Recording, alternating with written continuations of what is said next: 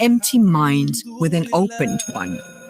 Join Sumaya Khan every Tuesdays between 7 and 8 p.m. for an educational evening exclusive to Radio Al-Ansar. Your education is a dress rehearsal for a life that is yours to lead. Masi sondele, pila no tolo, yelele. Subhanallah, walhamdulillah. La ilaha illallah, wallahu akbar. Subhanallah, walhamdulillah. La ilaha illallah, wallahu akbar. You can say it once or 100 times or more. You feel that peace inside and it'll open every door. That's the power of remembering Allah. It's the best way to purify your heart. You know you will be loved by the merciful.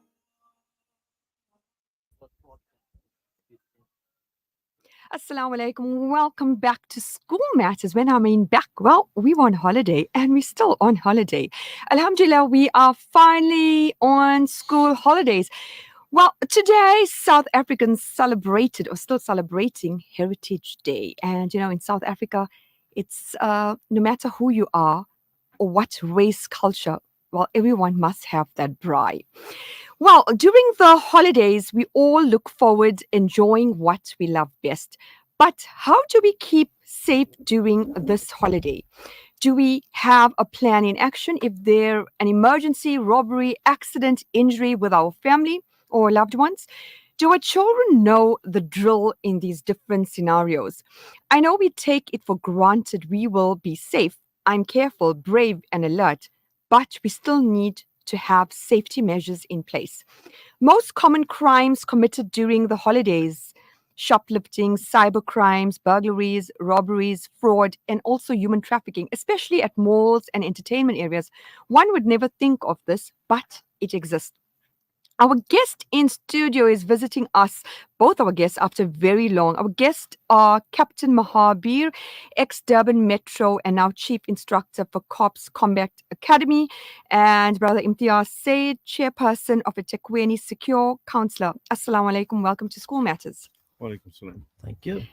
Yes, this topic we have during the holidays, do you think it's so vital? Because I know you mentioned it to me. Yes, it is, absolutely. But when you gave me the subject of the topic, keeping safe this holiday, and I just thought, should we talk about keeping safe from the snow as well? It's extremely cold out there. But it is very, very important to brush up on safety aspects, and I know your channel really do well in that aspect. So we will discuss a few aspects regarding safety on various platforms. We'll take it from there. Going back to the weather, the snow, no one planned for that. Absolutely. Yes. I mean, to think about that 2 people passed away, people were hospitalized, people slept for a whole day. We as South Africans or Durbanites who are near the sea never thought we'll have to embrace this. Absolutely. So that's also something which we need to prepare for. Exactly. Prepare for the unexpected, basically. Brother Imtiaz, you are quite involved when it comes to security, CPF, everything related to crime, police, what's going on. So how is our province doing, especially KZN? I think, firstly, when we look at the news daily, we see, especially Desan Tatia, he's reporting very proficiently on the shootings that are happening by police. And I think there's 2 sides of it. I mean, there's many people saying, okay, the police are just doing their own thing and whatever. But, I've always said this whenever interviewed about it, to say that police work in different categories, different spaces, and all of that. And what we know is community is our local police station, which is a community service center. There are different categories of police that deal with things differently. And now that it's being publicized, we're now aware. But these things have always been happening. It's just that they've opened up, and the SAPS has opened up to say, let us build up community, a sense of community, to say, let us make them aware of all the things that we do, not just what they see at the local police station. So I think that's important. Yeah. Do you know, last time both of you came onto show was just, I think, looting just stopped. Correct. And we were just talking about, where we planned for this and, how to take precautions in the future. Well, it's school holidays and everyone is out and about. But what should we be guarded upon? I mean, just say I decide to take my daughter, jump in the car, busy on my phone, go to a local mall, and then get robbed. That's the reality. I'd just like to touch on two incidences that took place in the last month or two. One was the one I want to refer to is Zahra Ramsamy from Malvern in that hijacking that was incident. So sad. That can't go by unnoticed. We have to, address the situation like that. And in light of that, what I've decided to do is to come up with my own workshop. It's called Defensive Driving for Women. It would teach you about passenger safety, or how you react when you're faced with any sort of crime, be it hijacking, a home invasion, or, dealing with a road rage and that type of stuff. So that will actually prepare you for any unforeseen, unlawful events. Another very sad news was the death of Devonair Nell in Caledon in Cape Town, where she was murdered on Sports Day. And there was a 17-year-old youth that was arrested. The thing is, we can't just bury our head in the sand and think it's not going to happen to me, as you mentioned. Rightfully, the only way we can counteract the preparation is by you preparing for it yourself. And as Imtiaz rightfully spoke about the activity of the police, and I served 40 years in the police, and the sad reality is, when you do, you get criticized, and when you don't do, you still get criticized. So here the police are doing exceptionally good work, and a lot of people will sort of be very boisterous about it and give us lots of negative remarks and no compliments for the good work that's being done. So Sime, if you take your child to the mall, it's your duty to prepare the child for whatever happens thereafter. And I think that's where we fall short. We don't educate our children much in those aspects of reality. We tend to shy away from it. I think all of us, even we as parents and adults, because we're so busy on our phones, rushing to do things, that we take it for granted. No, it won't happen to us. Something, Sumaya, something that astonishes me, and all of us here, sitting here right now, I mean, we're over the age of 40, right? But there's something that we need to be cognizant of. When we look at activism in its true form and we generalize about it, you see that it's generally people that have gone through life already. They're set in their ways, and they're now concerned about things around crime and service delivery and all of that. But what we need to be cognizant of is that 63% of society in South Africa are below the age of 35. The perpetrators of crime and the victims of crime are under the age of 35. What are we doing as the adults and leaders in society to now bring them on board and educate them about what needs to happen? There's little things. I mean, we at home with our kids, we just take care of everything. We shelter them from the realities of what's going on. They don't watch the news. They're busy with the Xbox and Fortnite and all of these things. And the reality of it is exactly what they're going to face when they go to campus, and when they do all of these things, they're going to be faced with crime at some point. How do we prevent them from being in that situation? A perfect example right now, there's a scam called smishing, right? So it's no longer like phishing where you get an email and you click on it and all of that. Now with online services, everyone's buying on Takealot and you're buying on Temu and you're doing all of those things. You're going to see that there'll be an SMS coming from Ram Couriers or Buffalo or whatever. And the norm with kids is that they just click on it, pay with dad's card or mom's card, and then it's just PIN, and then the PIN just goes through and you click allow. No one's reading those SMSs. So the new scam about it is when you're getting a delivery, and yes, the scammers know that you're getting a delivery. They then going in, there's this exact web page that looks like Ram Couriers, and you go in and you click in. but they're loading your card on their Samsung Pay or Apple Pay, and the next day they're swiping at Pep and Checkers and doing all of that. And you're unaware of it because it's on their phone and they're tapping. So the important thing for us to do is speak to our banks. Our kids need to have virtual cards, not your actual credit card with a 200,000 Rand limit. Yeah. Virtual cards limited to 500 Rand. So even if those details go out there, it's quite easy for you to delete that card, start a new one, especially when you're shopping online overseas. Yeah. Because those banking details are not just localized at your local store with your local bank. It's going across the world. And these are important things that we need to look at, because there are so many scams that are happening. And the bank is going to tell you when you call the fraud line after 2 days and you say my card swiped, they're going to ask you, check your SMSs. Did you put your PIN in? And as soon as you did that, you authorized that to happen. So you're not going to get the refund. And these are things that are important. And now that's, everything we're doing online, Yeah. banking and shopping It just goes to show how crime has evolved.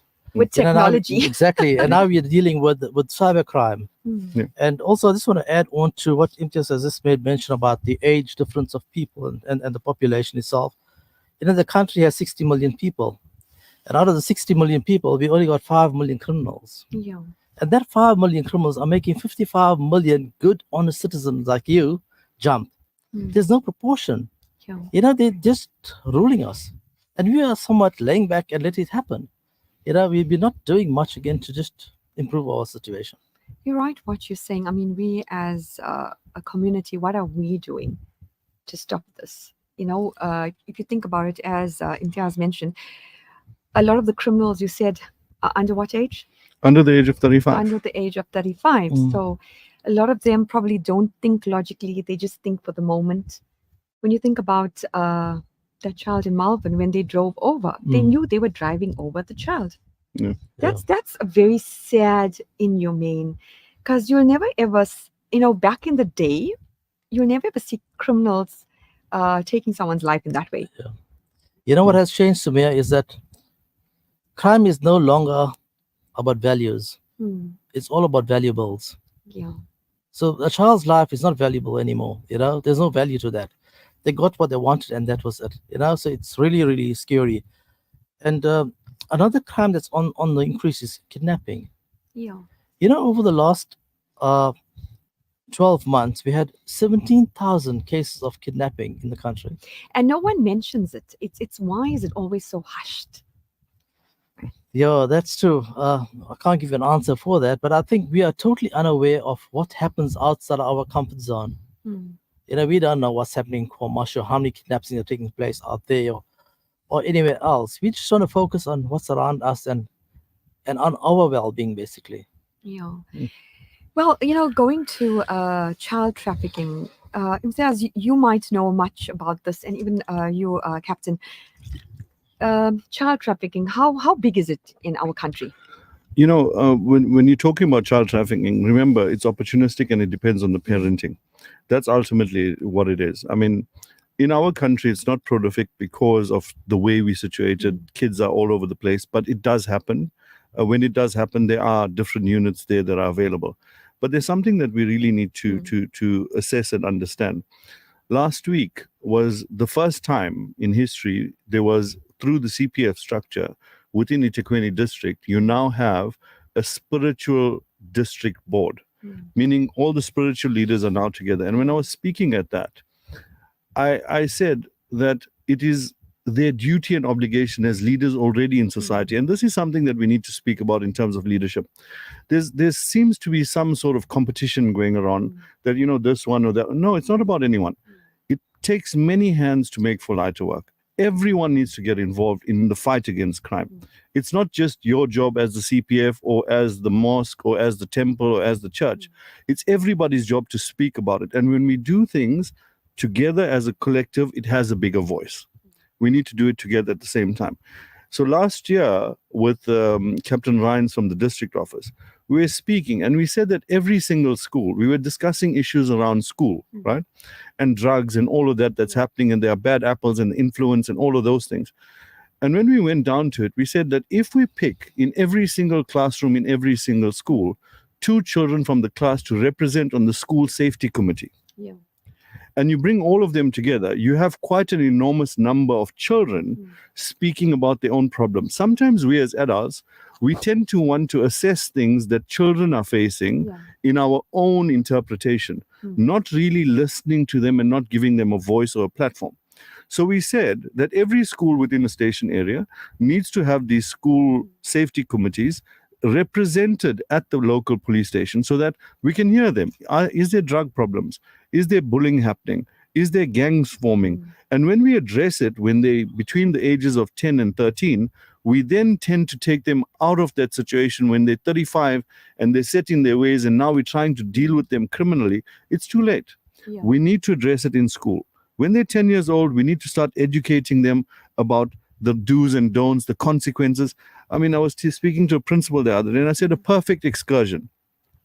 Pick out all your naughty learners, the ones that are smoking weed and doing all of that. Bring them all forward. Don't victimize them. Don't point them out. But I mean, you know who your naughty learners are. You guys are teachers. You know what's happening. And if you can see the trajectory is leaning towards crime, take them, but do an excursion. Don't go to Victoria Falls and do all of that. Prison. Take them to the prison. Let them speak to prisoners. Let them understand what is going on. And then let them realistically decide that that is the part they want to take. Because if they decide that at the age of 10 and 12, then that is the part, and not to create fear in them, but when someone's doing something, right, you need to take them and throw them into the deep end and say, okay, is that really what you want? Decide. Because that's a life choice you're making, you know? But when we leave children, they evolve into it. They start doing certain things, and then it gets bigger, and then they stole the pencil today, but tomorrow they stole the laptop, and the next day they stole the teacher's car, and then we ask ourselves why. So it's important for us to put them into the reality of things, especially our children. It's very important. And we need to, as parents, start sending our children to youth movements and youth organizations and get them involved. Let them go to the masjid and the church or whatever it is, but get them involved in sporting and all of those things that take them away from their own misreality.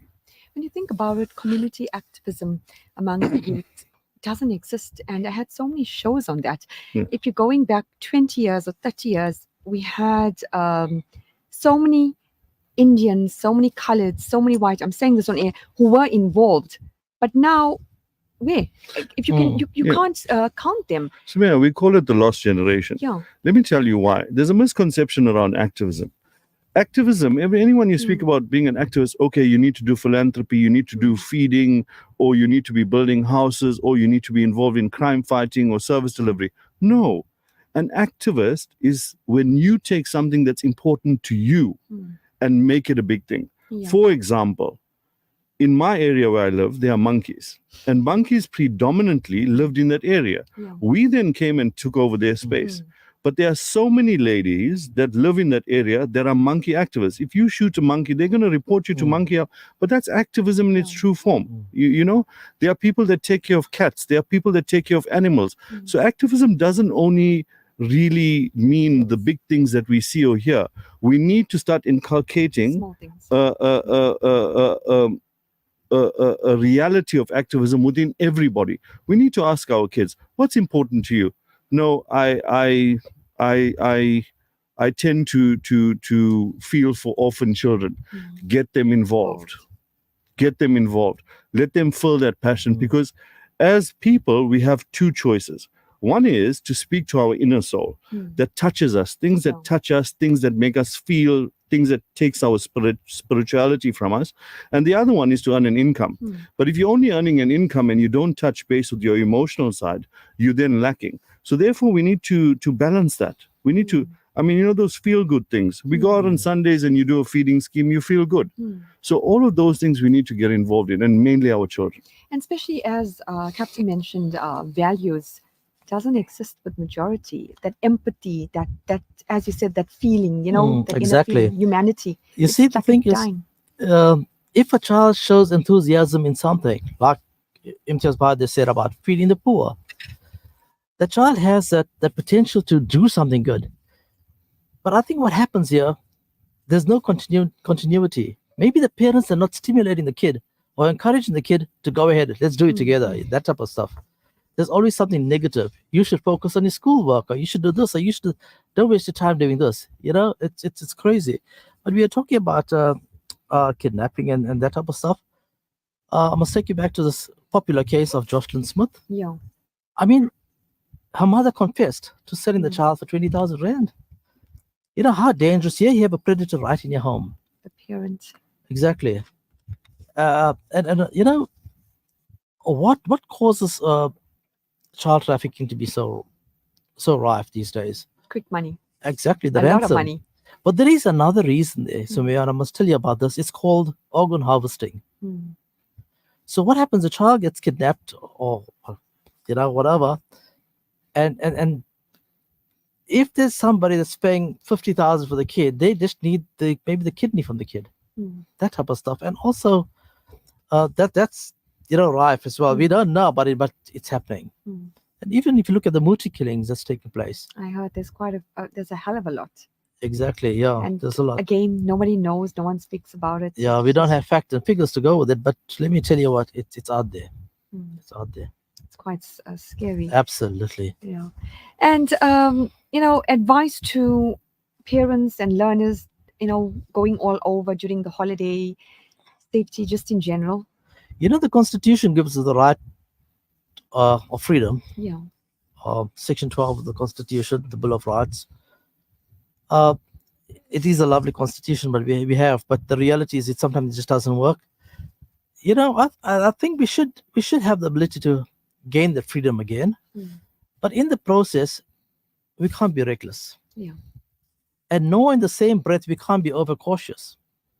Mm. The thing is, we got to live our life end of the day. Mm. And as parents, it is your legal responsibility to safeguard your own child. Yeah.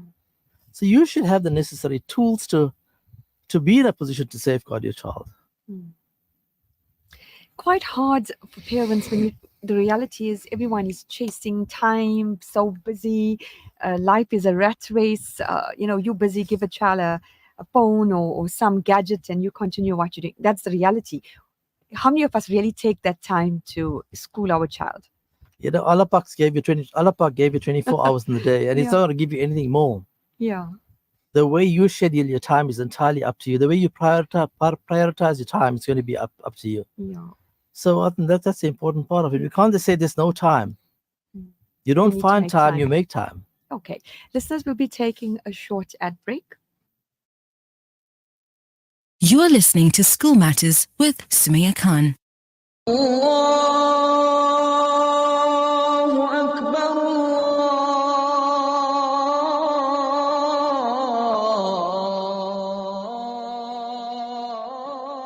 الله أكبر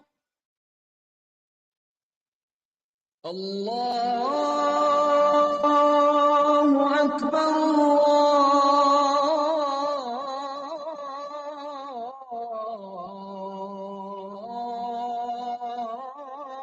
الله أكبر أشهد أن لا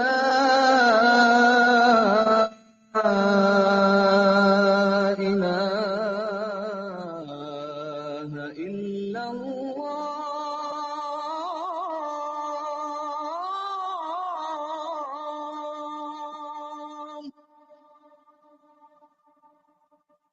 أشهد أن لا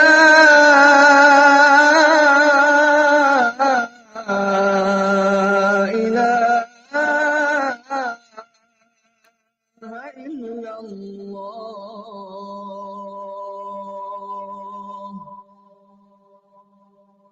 أشهد أن محمدا رسول الله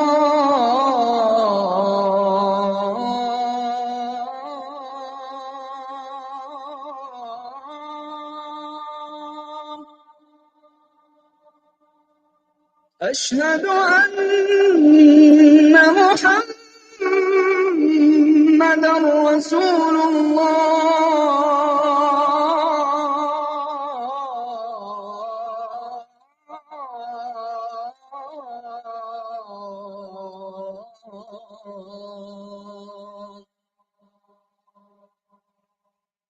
حي على الصلاة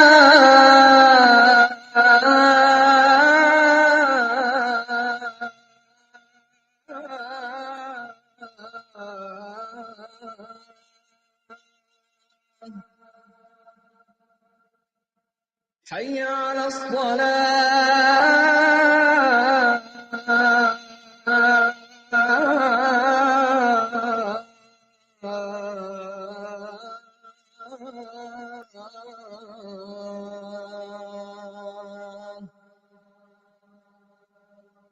حي على الفلاح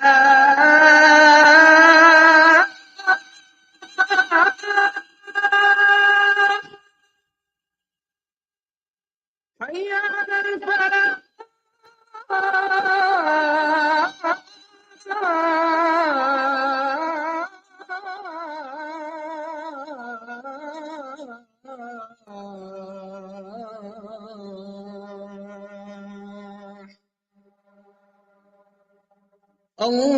الله أكبر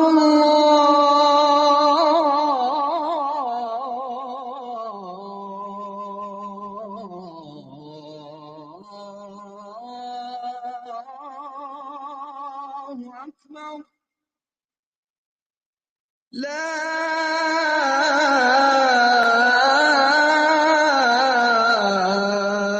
إله إلا الله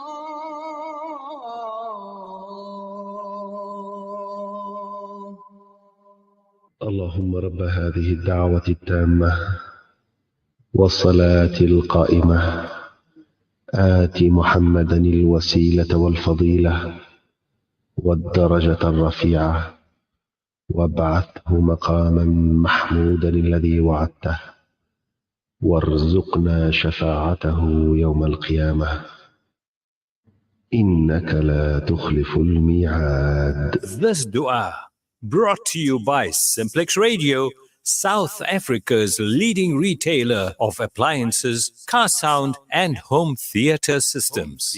These surahs after Azan are brought to you by Amina's Wonder Spice and Wonder Dates, 9 Peters Road, Springfield, Durban.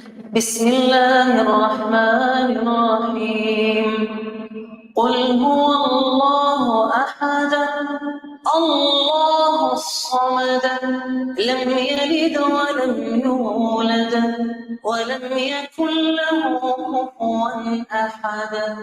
Having a clean, comfortable home is every homeowner's pride. That's why Khan's Chemicals have developed and manufactured prime yet affordable quality household brands Starlight, Miracle Mum, Exterminate, and Angie to care for your home and family. With a wide range of fabric softeners, dishwashing liquids, bleachers, and all-purpose cleaners, pine gels, bubble baths, and much more, Khan's Chemicals ensures your home remains our number one priority. For sales and other inquiries, call 011 933 4021. Khan's Chemicals, cleaning your home the way you want.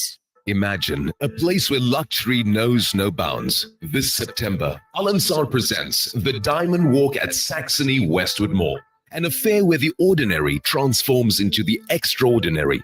From September 26th to 29th, journey through a world of refined taste and unmatched elegance. Discover the newest culinary masterpieces, be captivated by the latest fashion, and lose yourself in the allure of the Dawood Entertainment Stage. We invite you to indulge in life's most exquisite pleasures. And yes, it's all within your reach. Welcome to the Diamond Walk, where your VIP dreams come true. The chaos and destruction in the Gaza Strip is beyond comprehension. Virtually everyone is displaced, hungry, and in urgent need of life-saving humanitarian support. The Al-Imdad Foundation has been working tirelessly to address the health, nutrition, and water needs of the population. Our hospital, water deliveries, and hot meal programs are made possible with your support. Your donation, big or small, is a lifeline for those in dire need. Help Gaza survive. Donate online at alimdad.com or call 0861 786 243 for more information. Radio Al Ansar, 24/7. 365. Education's purpose is to replace an empty mind with an opened one. Join Sumaya Khan every Tuesdays between 7 and 8 p.m. for an educational evening exclusive to Radio Al Ansar. Your education is a dress rehearsal for a life that is yours to lead. School Matters with Sumaya Khan.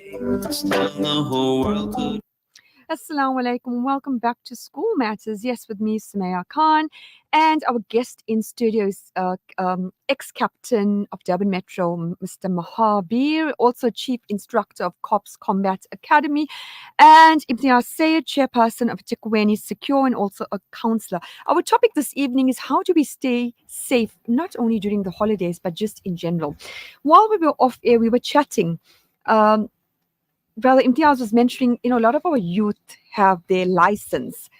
And just say your 19-year-old or 18-year-old child is just driving and they meet in an accident. What do they know? Do they know what they have to do? No, absolutely. I developed this, and it's not only for the youth, it's also for the adults.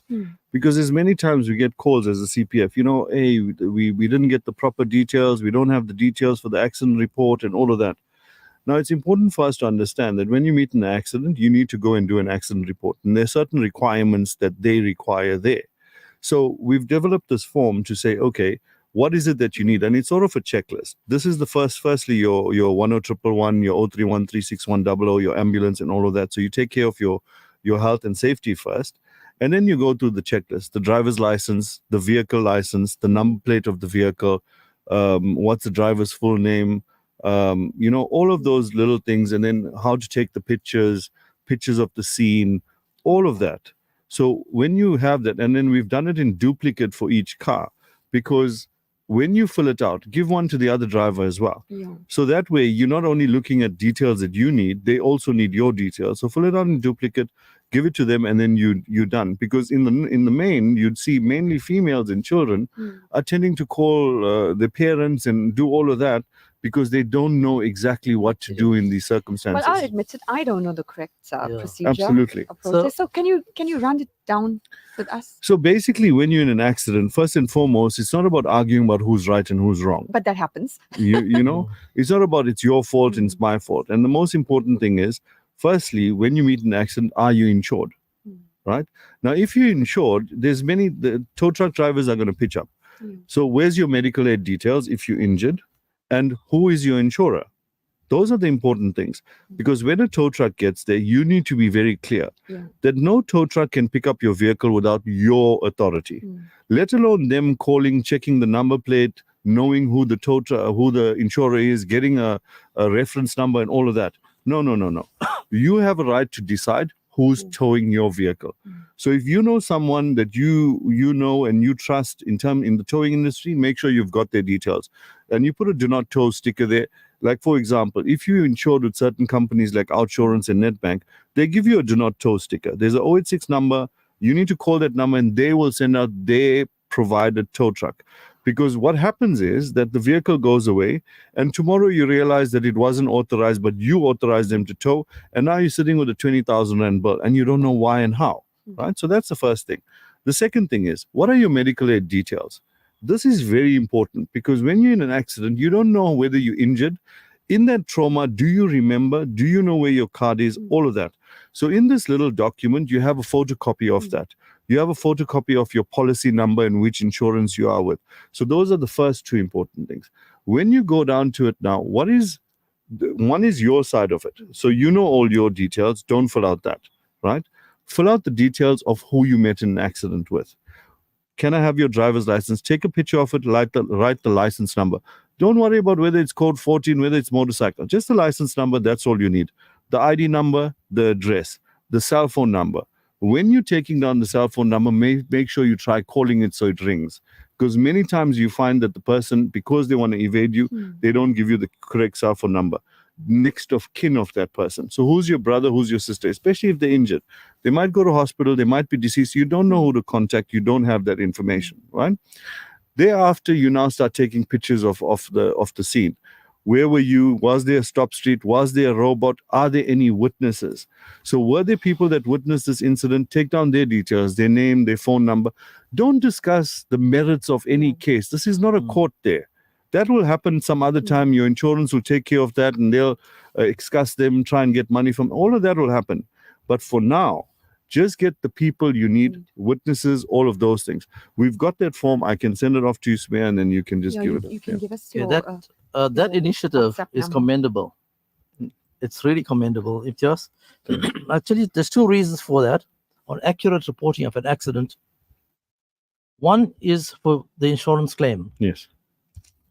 and the second thing is for legal proceedings. Now, if you're involved in an accident today, your case is not going to come up tomorrow. It could come up in about a year's time. Correct. You need that information to be accurate in order for the proceeding to go ahead.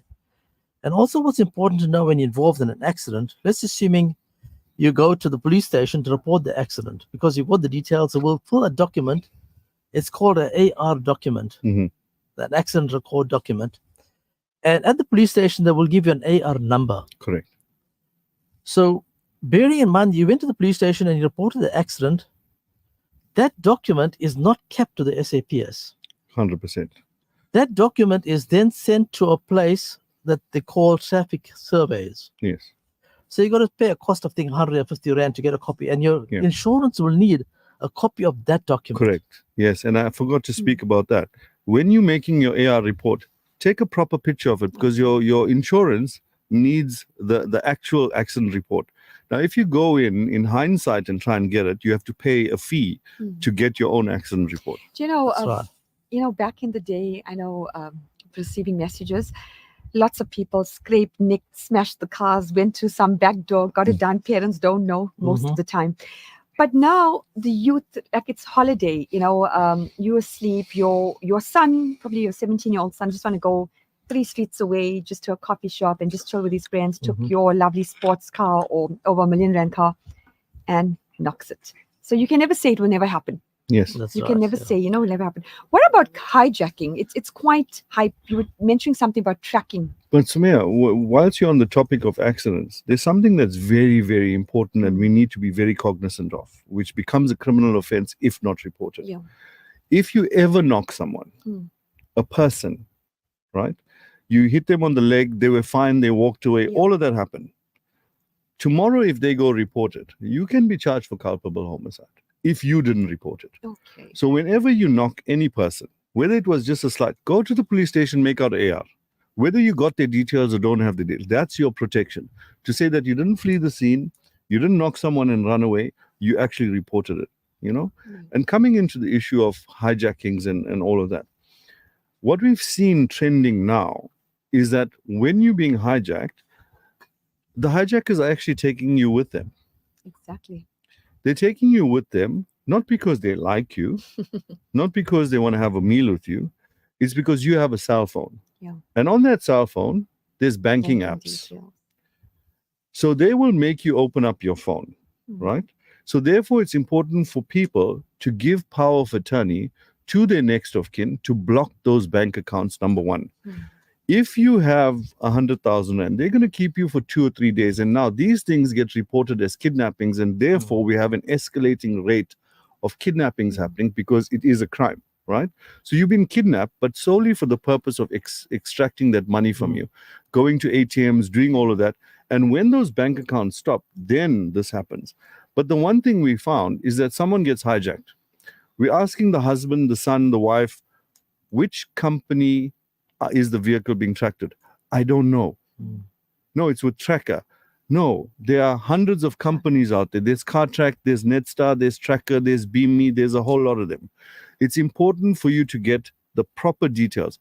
What is the account number? The most important thing with tracking is not the registration. Remember, we're going through this change in cycle, and that's something that we need to be cognizant of now. We used to have ND, NUZ, and all of these now, NDE and NKR and all these number plates, but now it's all ZN. So you can't really identify. Once you go to buy your next license, your number plate's changing.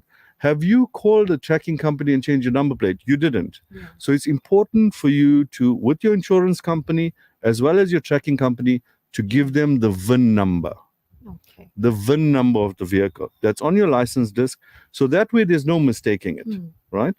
But make sure your next of kin and the family, you sit down. These are the 5 vehicles we have. These are the list of vehicles. They are tracked with this company. This is the app. This is who you need to call. All of these things are extremely important. And it's so crucial because within a period of 15 minutes, if you can't activate that tracker, that tracker might be removed. Yeah. You don't know. And remember, there are dedicated tracking teams out there all of the time. The problem that they have is that you got hijacked, you didn't activate it, it's 20 minutes gone. Within 20 minutes, I guarantee you, your car has gone far south. In 20 minutes, a hijacker is driving at full speed. He's gone, and then it becomes difficult. Yeah. So it's important for people to have all of this information, not just saying, I have a tracker. No. Having a tracker is one thing. When someone goes with the vehicle and you're under stress, you're traumatized, you don't know where to go to, who to call, and you don't have those details, you're going to have a problem. During the holidays, a lot of the youth love experimenting with all the ills of society. And right now, drugs, Xanax is so popular. What advice do you have for parents? It all starts out with the legalization of cannabis. And I can understand from the government's perspective as to why to legalize it. Because when it wasn't legal, our criminal justice system was so inundated with so many people being arrested just for weed because of statistics and analytics. So now that you've legalized it, you eradicate the whole system of the judiciary taking care of that issue, right? But here's the problem we find ourselves in, is that now the kids say, no, it's legal, we can do it. And that's your gateway. Yeah. That's your gateway. It starts there.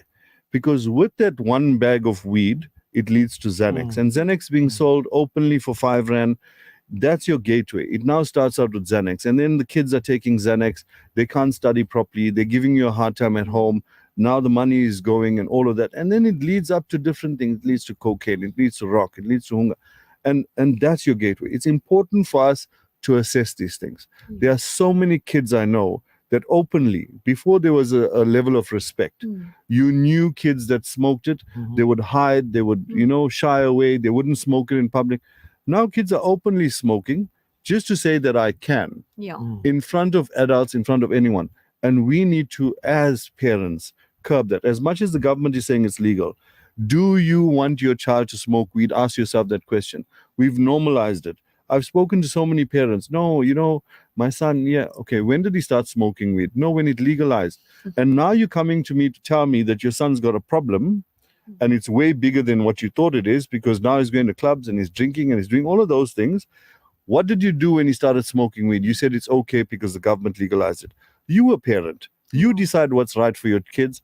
You need to reprimand them. You need to make sure you bring them up properly. Okay, old-fashioned corporal punishments. Another thing is, drugs are very easily accessible. Yeah.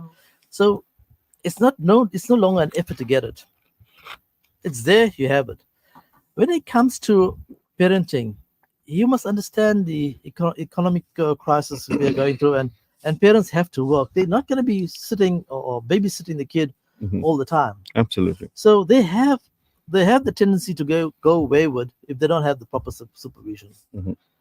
I want to touch on something you spoke about earlier about the accident aspect. We'll go back to that. You got all the necessary documents, which was great to say, but sometimes you'll find the driver absconds a scene. And there are 3 things, or maybe more, but I can just mention 3 things as to why that would happen. One is the driver could be under the influence of alcohol or drugs. 2, the driver could be unlicensed. Yeah. Or 3, the vehicle is stolen. So it just makes dealing with the accident a bit more difficult. Absolutely. And we were talking about a very important thing there about the kidnapping aspect. A hijacking turned into kidnapping because of the funding. That's where, you got your cards with you. So if you're going out to the shop to buy a loaf of bread, there's no need why you should carry your check card or your credit card and all the other cards with it, because it just makes it so much easier for the guys to get or withdraw or extract from it. Yeah. Cap, we've started advising that, let's be realistic, right? As adults, we've got maybe our old phones lying at home, right? we're saying, remember previously, in order for you to do a banking transaction, you actually had to log on to the internet on your computer. Right. You actually had to go into a bank, right? Yes, it simplified our life. Someone, you owe them 2,000 and just pay them quickly on your phone and whatever. All of that's fine. But if you're principled in how you operate and how you function, right? You tell them, no, I'm going to pay you at 7 o'clock and that's when I'm going to do it. Have all your banking apps on one tablet at home. When you go home, go pay who you need. Waiting 2 hours and 3 hours is not going to affect anybody. But we need to be principled in that. Having apps on your phone is a nice to have. But if you don't look after it and it goes into the wrong hands, you're going to have a problem. Tapping, yes, it looks very fancy. I'm going to tap and do all of that. Yes, tap with your virtual card that has 1,000 Rand limit. No issues there. But when you link it to your entire whole banking system and the profile looks big and all of that, you're going to have a problem. Keep that one virtual card on your phone. Let it be a Capitec or Discovery Bank or whatever bank you want. That's for your everyday online or whatever it is you want to do. But your main banking, keep it at home. Continue with internet banking. Be principled. Be religious in that. Quick one.